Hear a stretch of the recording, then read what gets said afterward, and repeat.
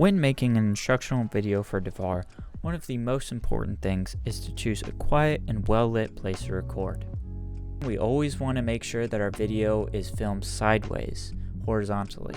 This is the difference between horizontal and vertical video. We want to start every game with clearly saying the name and the number of the game. Also, the names of the actors and where they're from. Hello, I'm Isaac. So when we're filming, we not only want to have our phone sideways, but we also want to make sure that our phone is stable. And there are a couple of different ways to do this so that we don't have to hold it handheld. Now, to keep our phone stable, one of the easiest ways is to use a small little tripod. You can use the phone mount that comes on a selfie stick or something like that. Here are a couple different options. Here's one tripod and another one. These are just cheap, inexpensive, and able to hold our phone steady. Now, say we don't have a tripod. We could just prop up our phone with, say, a box and some candles, or whatever we can find around us. Maybe placing it on a chair, using anything we need to just make sure that our phone is stable while we're recording. Sometimes we're going to want to record from behind so we can see what the players are doing with their hands.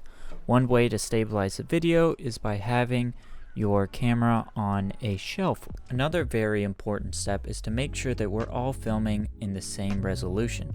So when using an iPhone, what you do is you go to settings, scroll down to where you see the camera icon. Once you find that, we're going to look at the record video tab.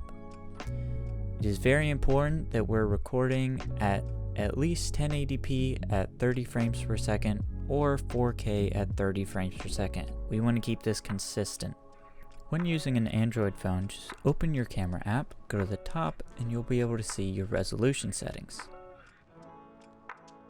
Some other important key points that we want to make sure is to film a second or two at the beginning of the video and at the end.